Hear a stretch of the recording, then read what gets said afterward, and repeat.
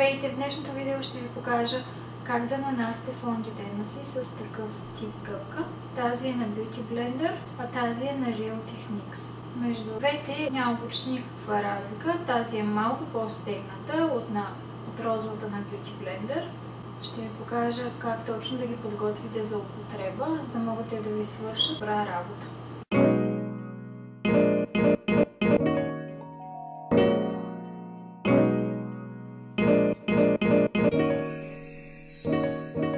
Нанасянето на фондютен с такъв тип гъбка е възможно най-добрият метод за сега, тъй като тези гъбки помагат фондютена или продуктът, който е кръмообразен, да вниква много добре в порите. Едновременно гъбките отнемат излишното количество фондютен. Сега ще ви обясня как точно да подготвите гъбката си, преди да започнете да нанасяте фондютена. Слагате гъбката под вода и започвате да я стискате, за да може въздуха да излезе от порите и те да се напълнят с вода. Ето виждате оранжевата гъбка на Real Techniques, а след малко ще видите и розовата на Beauty Blender. Правим абсолютно същото и с двете. Добре е да стиснем гъбката поне 5-6 пъти, за да може тя максимално да увеличи обема си.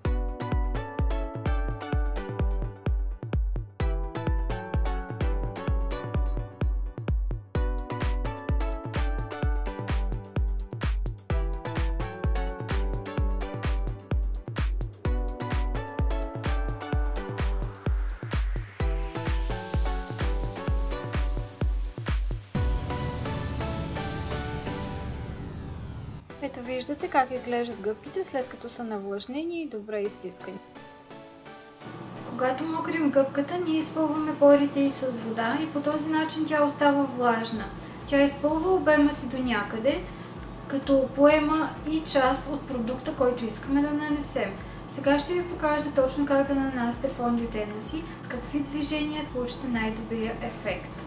Взимам фондютен от ръката си и ще го нанеса по брадата си.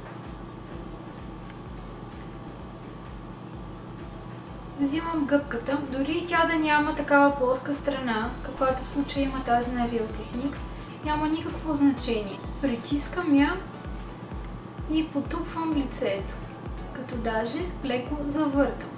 По този начин продукта може да влезе в порите, а гъбката може да отнеме излишното количество, което не ни е нужно.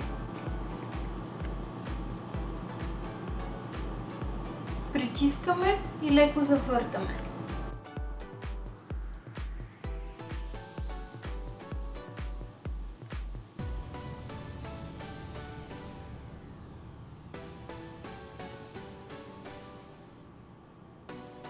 Винаги, когато използвате гъбка, се уверете, че сте я навлажнили преди това, добре изтискали и тя е готова за употреба. Ако е суха, резултатът няма да бъде същия. Това е за днес. Надявам се да съм ви била полезна.